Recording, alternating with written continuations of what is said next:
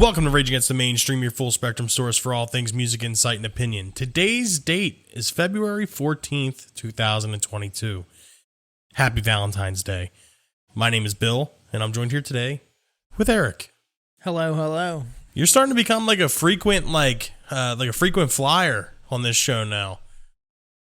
I think third time's the charm, I think they say. We're not going to be back for a fourth. I don't know. Let's see how this goes. All right. So, have you encountered anything new or interesting in the past couple weeks? Actually, it's only been like 2 weeks since you've been on the show, as opposed to like the last time was like 6 months. Yeah. Not much has happened. Red Hot Chili Peppers released Black Summer, their first new single off the album. What's the album called? Black Summer? I honestly have no idea. I know there's a song called Black Summer. This is the first one back with John Frusciante, though, right? Yeah. Yeah, I was never a giant fan of Red Hot Chili Peppers, but I do kind of like this song. Yeah, I think... What was his name? Josh Klinghoffer? Yeah, Klinghoffer.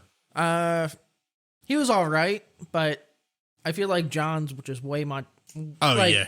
They just mesh so much better. Well, he was like essentially like made for that band.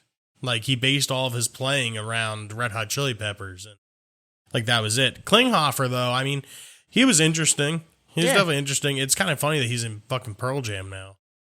He is? Yeah. Damn. Or he's doing a song with Pearl Jam, something. I don't know, but I know that they're. It's just with Eddie Vedder. Yeah. So my new and interesting, cruising through YouTube like I normally do, I just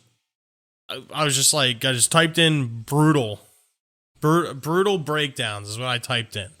I was expecting to hear like slam and like deathcore type breakdowns, and I came across this video that was a compilation, and the song that struck me as interesting was it was called Gore Conspiracy by Russian death metal band Katalepsy. Katalepsy.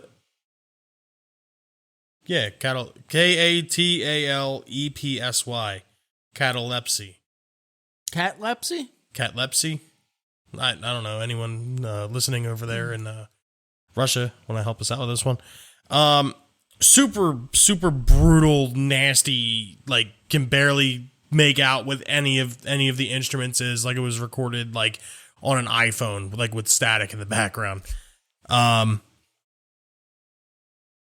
read up a little bit on them. They were formed in 2003 in Russia, and that's pretty much all I have. All their other music kind of sounds pretty much the same to this, but if you're looking for something like super brutal and something you can literally not tell what you're listening to, other than it just being super nasty, this is the kind of shit you want to go for. Very, very fast. Yeah, so that's about it. I guess let's get into our fucking on this day in music history. All right. You going first? Me going first? No, you go first. You're the guest. That's true. 2004, today, 2004. After 9 weeks at number 1 in the U.S., Hey Ya gives another Outkast song, The Way You Move, gives way to... Actually, why don't you start with 1972? Oh, yeah. And then we'll go up. No edits on this show. This is the best part about this podcast. There is no edits. It's super raw. How raw is it, Bill? I don't know. That all determines on how the rest of the show goes. My bad. 1972, Rob Thomas of Matchbox 20 is born in America. American parents in West Germany. I don't know what the general consensus is throughout the Twitter sphere of Matchbox 20, but I personally am a giant fan of Matchbox 20. They're one of those like adult alternative bands that are just like, they stand the test of time. Any of one of those Matchbox 20 songs, it's like a Nickelback song. You put it on. Whoa. You put it on and you don't want to be caught singing to it, but you know you are. It's like the new TikTok trend with what Creed song is it? It's like Creed's like My Sacrifice or some shit. It's always like people in like different situations and like they hear it and like they'll turn around the other way and sing it. That's kind of how I think everyone feels about Matchbox 20, but I love Matchbox 20. I like them. They're definitely an underrated band, like, you know, from that time period. Moving on here to 1999. The Deftones, on their final stop of their tour opening for Black Sabbath, found out their truck had been stolen from the parking lot of the Holiday Inn in Dearborn, Michigan. Taken are all of the band's backline equipment and instruments, including several Cheese basses and Stephen Carpenter's guitars and amps and stuff. I don't know anything about Dearborn, Michigan, but I do know Detroit's in Michigan, and Detroit's one of the worst cities in the world. So I think brings the whole state down. Yeah, it brings the entire state down. Like, at least with New Jersey, we have like Bon Jovi and shit. Like, people just don't immediately think of Camden when they think of New Jersey. Yeah. I mean, well, or Newark. Yeah. Like, they don't instantly think of Jersey Shore. Or no, they do think of Jersey Shore immediately. But they never go, man, Camden's a real shithole. New Jersey's like a piece of toast. It's a little soggy on the outside, but firms up in the middle.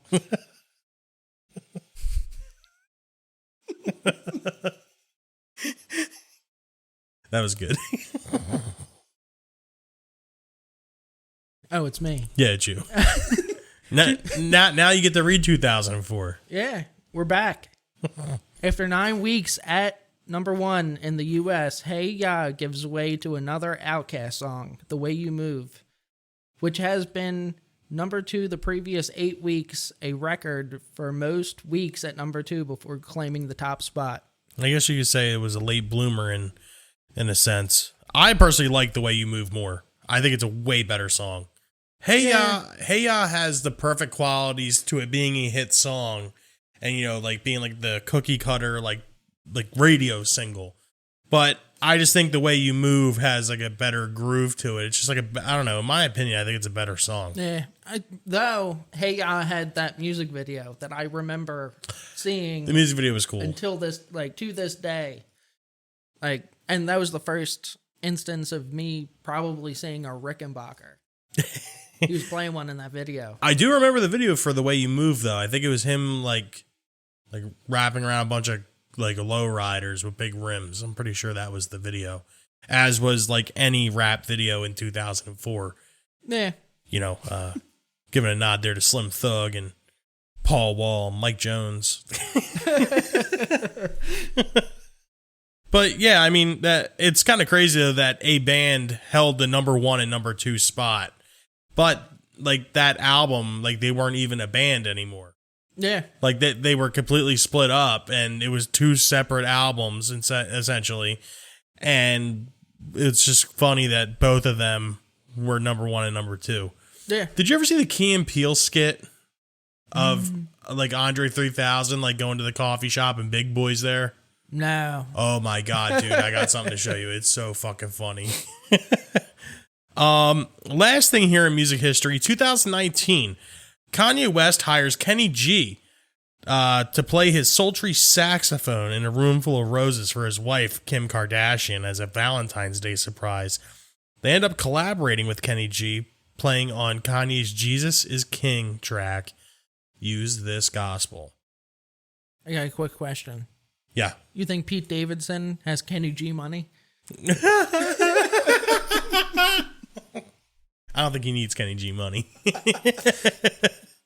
It's another one of those things. Like, I think it's funny because the last time you were on the show, like, we were talking about the Britney Spears thing. Yeah. Like, now the new big thing is Kanye West and Kim Kardashian, and like how fucking horrible their divorce is. And he is a motherfucker I think really needs to be put away. Like, he's crazy. Yeah. Like, he probably is going to listen to me say this right now, and he's going to knock on the fucking door. Oh, hell no. I always go back to, like, the thing, though. Dave Chappelle did a stand-up talking about him. And, like, when he was on Chappelle's show, before he was even famous, like, he was like a nobody, he was referring to himself in the third person. Like, yeah. Could you imagine if I was like, yeah, Bill likes that a lot? They'd be like, who's Bill? Bill is me. Bill says the bill is Bill. Yeah, exactly. But, like, it is kind of crazy, though, and, like, he's, like, dragging, her and the kids, and it's just wild. I mean, then again, you reap what you sow, and I'm not a giant fan of the Kardashians or their lifestyle or their choices. Kris Kardashian, or Kris Jenner, she's a very smart business person, and they made a lot of money off of... nothing. Yeah, basically nothing. You ever see the Kanye West freak out on Sway in the Morning? No. Oh my god. Is it good? It's like full blown meltdown. Actually, you probably saw it when you were searching brutal breakdowns. Surprised it didn't come up. Oh, that's good. That's good. But going back here to my comment earlier about a late bloomer in Andre 3000 and Big Boy. Today's He used to be Little Boy. Yeah, he used to be Little Boy. He's Big Boy now. The topic I want to get into today is bands that not necessarily weren't good, but bands that didn't really like get popular until later on in their careers. I guess starting off, I want to bring up AC/DC. You had High Voltage and Dirty Deeds and Highway to Hell, and like they were pretty big albums, and they were a pretty successful band at that point in time. And then Back in Black happened. Yeah. And then they went from just another rock band to in every household across the fucking world, across the globe, everyone knew who AC/DC was after Back in Black. And I mean, it kind of sucks that all the success and everything happened after Bon Scott died, but there's, and like Steve is he's the type of guy that's like AC/DC before Brian Johnson and then after Brian Johnson. I do think that the band was different after Bon Scott. It lost its edge. And it kind of became very formulaic, and it was just like another rock band, like basically putting out the same fucking 10 songs for however many years. But Back in Black really, in my opinion, put them on the map. Like if they weren't already on the map before. They became the map. Yeah. Yeah, there we go. That one's better. Nice. So what do you got? My first one's kind of a bummer. It's not really common knowledge, but I want to talk about Sublime. Their self-titled album came out in 1996. Coincidentally, it came out 2 months after Bradley Knowles died. That's crazy. Like the band was already defunct by the time they even got before they even had the potential to get famous. But they had Robin the Hood, 40 Ounces of the Freedom, came out in 1992. Yeah.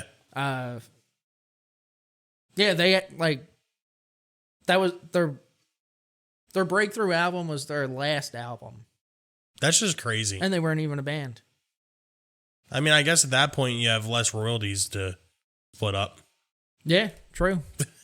Nah, that's tragic. Another one on my list here is The Replacements. With Let It Be, that kind of like blew them up into like the stratosphere of, alternative bands. But I feel like the album that should have got them bigger was Tim. Oh yeah, 100%. I think Tim fucking smashes Let It Be.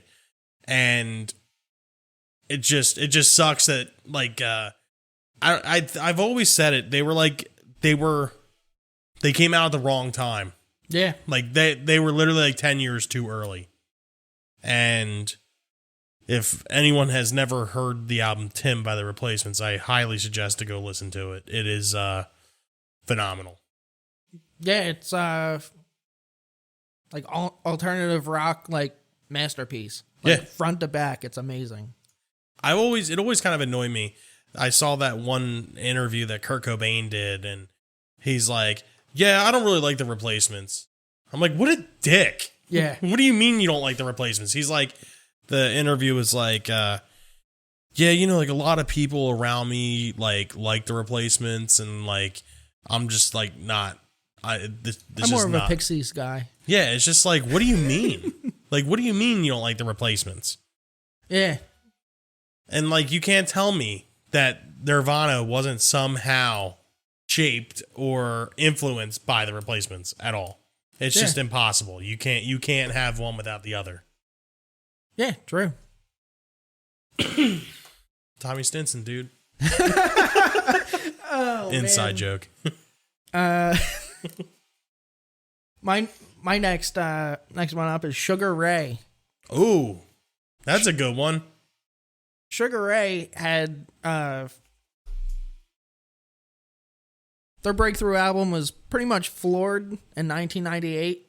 That had Fly on it. Yeah. They actually had an album before that called Lemonade and Brownies, and it's amazing. It's totally different than the Sugar Ray that we're all accustomed to. Yeah, like I know the album you're talking about. Yeah, they changed their sound up. Like they went from like Motown to like harder rock on that album, and then they came out with Floored, and that had Fly on it. Yeah. Another band that's almost similar to that is like Beastie Boys. Yeah, Like punk band, like heavy band, and then all of a sudden they're rappers. yeah, of course. Yeah, well, it worked.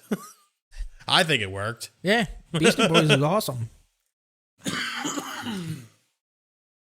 A next one that I have.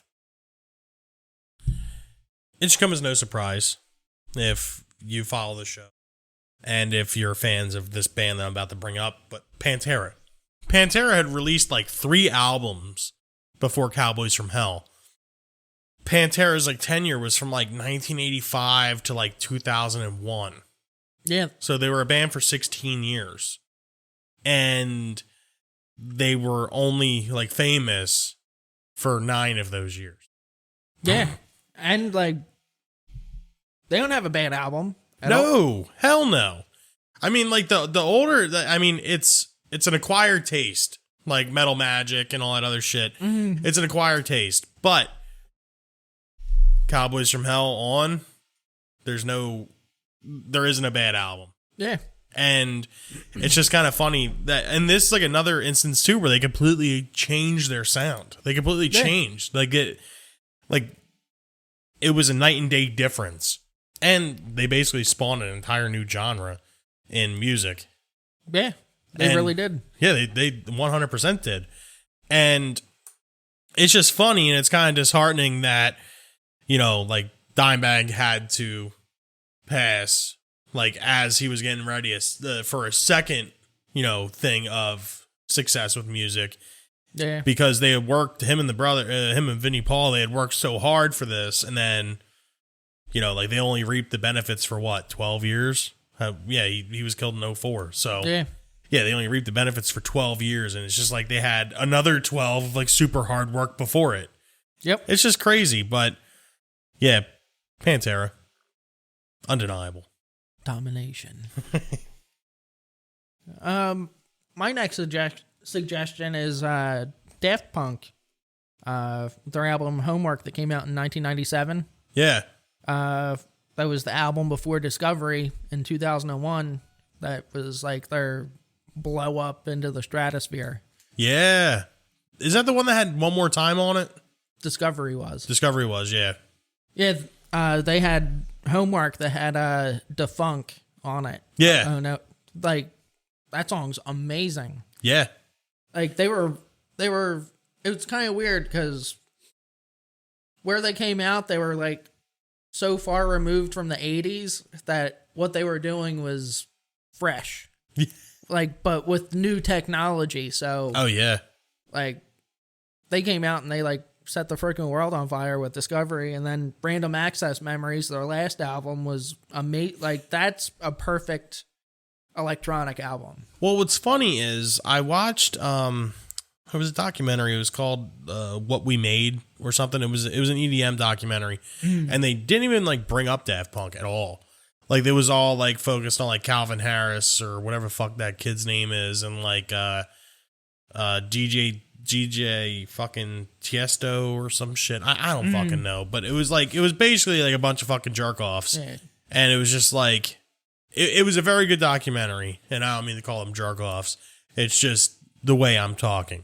But they didn't talk about like Daft Punk or anything like that. Actually, Skrillex wasn't even brought up. And I was just like, man, this is a little fucking weird. You have a documentary about EDM, but you're not talking about the dude that literally brought it to the mainstream, or the other guy that brought it completely to the mainstream. It's just really weird.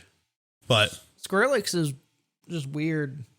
Like, from first to last to like spearheading a genre's like explosion. He gets a lot of hate for it too, and I just don't understand it. Like, he literally cracked the code on how to make, a dubstep song and have it be marketable to normal everyday people, and they just shit all over it. It's basically like another Nickelback effect. Yeah, that's gonna be the term, the Nickelback effect. Skrillex he was part of the Nickelback effect. He had cracked the code, and everyone hated him for it. Bastards. My last one here, and this one's going to generate some conversation here, hopefully on our social media platforms, because it's pretty controversial depending on which way you think about it. If you want to, you can find us on our social media accounts, facebook.com/RATM Podcast, Instagram and Twitter @RATM Podcast, or you can write us an email at ratmpodcast@gmail.com. But my final band here is Metallica. The Metallica. That lead up, I thought you were going to say Britney Spears. Metallica, they had released their first 4 albums, Kill 'Em All, Ride the Lightning, Master of Puppets, and Justice for All. They're all coveted albums. They're all fucking like certified like masterpieces. But something else besides Cowboys from Hell happened in 1991. And that was Metallica's The Black Album. If no one knew who Metallica was before then, they 100% knew who they were after the needle dropped on The Black Album. It was like a Nevermind thing. Like, it was like on the radio, all over the place. And I mean, I hate to be like Metallica fanboy, but the Black Album, in my opinion, is like one of the best produced albums. It's got some of the best drum sounds I've ever heard in any studio ever. The songwriting is impeccable. And it's one of those albums where you don't have to skip any songs, because every song is just a straight banger. Every one of them. And I mean, people hate the Black Album. And it's another one of those like the Bon Scott effect. Yeah. Before Bon Scott, after Bon Scott. And, or before Brian Johnson, after Brian Johnson. There's Metallica, pre-Black Album and post-Black Album. Then that's how the Brian Johnson effect turns into the Nickelback effect, because Metallica cracked the code. Maybe Metallica is the start of this whole thing. Maybe it should be the Metallica effect. Maybe. They cracked the code. The Black Album was a masterpiece. And then they continued their success with Load and Reload. And then they kind of fell off with Saint Anger, which is understandable because not everything could be perfect. Yeah. And then, I haven't been a giant fan of anything else they put out, but Lulu. Yeah, Lulu obviously is their number one. Let's get Lou Reed. But yeah, Metallica is one of those bands that I think to the mainstream is a late bloomer type band. And it's funny too, because I mean, I can only imagine what it was like in the 90s, like hearing Metallica for the first time and then going into their back catalog and being like, whoa, this isn't even the same band anymore. Yeah. Like, you think about it, you put on the Black Album and then you put on, I don't know, fucking Battery. And it's like, this isn't the same band. It's almost like the late 80s to the early 90s. Like, that was when kind of like radio stations as a whole were like, let's give like more edgy music a chance. Yeah. And it couldn't have come at a better time. Yeah, open the floodgates for stuff like the Black Album. Yeah. So what do you got? Last album for me, or last band for me, is the White Stripes. Okay. They I think it was 2004. Elefunk. Yeah, Elefunk. Yeah. That came out. They had 3 albums prior to that, though, and they were great. The White Stripes, self-titled. They Still. I have never heard anybody say that album. Like, I don't even know if it's. I don't know if you can speak it with the human tongue. And then White Blood Cells. Yeah, they were like a lot more folky. Like, Okay. kind of stripped back in the earlier stuff. Yeah. And the 4th album, we get Seven Nation Army. Mm-hmm. You hear that noise? Yeah. That's weird. Yeah, I remember Seven Nation Army. I remember hearing that for the first time, and like I thought it was like a brand new band. Mm-hmm. It is kind of funny though that they had 2 or 3 albums previously, but yeah, they had their success. They didn't have any like huge radio singles. Yeah, but Seven Nation, like, it's like there was no Seven Nation Army before that song came out. Like, that was the, like, it gets played everywhere. Every arena, every arena, like, in the entire world plays that. I'm gonna fight them off. Seven Nation Army couldn't hold me back. Yeah, that's really funny. And listeners of the show know my stance on Jack White. I think he's a total fucking jerk off. Yeah. I mean, have you ever seen him Mic It Loud? That was with Jimmy Page and The Edge. Yeah. He was like in the car, and he's like, and they're like, "What do you think is gonna happen when you guys get together?" He's like, "Probably gonna fist fight." And he was like, all serious, and I was just like, "What a dick! Like, what do you mean fist fight? You're not fist fighting Jimmy Page. Jimmy Page is gonna walk up and just go, 'What are you doing, mate?' I always thought it was funny that bitch slap him." Whenever Jack White's talking and it like goes to like Jimmy Page, he's just like, it's not like they play it off as respect, but it's like, it looks like he's like, look at how cute this guy is. And then there's the Edge where he's like, yeah, and this is how I get this tone. I just gotta click all 15 delay pedals on. Jimmy Page is like, Jesus Christ. Yeah. The one thing that's so funny is like there was like a deleted scene or something. I don't remember if it was in the final movie, but Jimmy Page was like teaching them how to play Kashmir, and like Jack White like couldn't get the handle of it. It was just like, oh, you're some like you self-proclaimed fucking guitar god, and you can't learn this. Yeah. Even the Edge has it. Yeah. But. Yeah, that's funny. Repeating 7 times. So, what do you think? Was there bands that obviously there was bands that we didn't bring up? There's only so much you could pack into a half-hour show. But do you agree with our choices? Do you disagree with our choices? Find us on our social media accounts: Facebook.com/RATM Podcast. Instagram and Twitter at RATM Podcast. And of course, you can get us on our email, ratmpodcast@gmail.com. But until then, let's get into our suggestions for this week. I'll let you go first, Eric. Ooh. You go first. Okay, so friends of the podcast, Alika, just released their new single, Glass Planet, off of their, I guess, new EP, not yet released, called Glass Planet. If you were a fan of Descending, and if you're at all a fan of Alika, or even a fan of Rage Against the Mainstream podcast, I strongly suggest you to check out Glass Planet. It is incredible.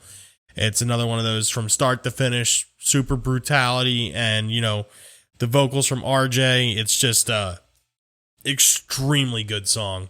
And, yeah, Alika, Glass Planet. Awesome.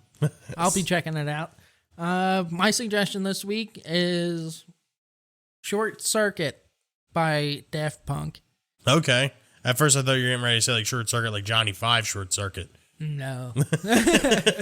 Yeah, Daft Punk. It's a very, very cool song. Yeah, I like Daft Punk. I think they're just the soundscapes they're able to make, and like the mood they're able to do, like the moods they're able to invoke with electronic music. It's an art form. I talk a lot of shit about EDM, but it is an art form, and those guys are like the Michelangelos, yeah, if you will. Yeah, Short Circuit is like we were talking about EDM, and I had to switch it up because this is like Short Circuit's a song that's like pre-EDM, Yeah, but it's got all the elements. Oh, that's awesome. So yeah, that's another episode of Rage Against the Mainstream podcast for the books. If you like, you can find us on our social media accounts again. Facebook.com/RATM Podcast, Instagram and Twitter at RATM Podcast.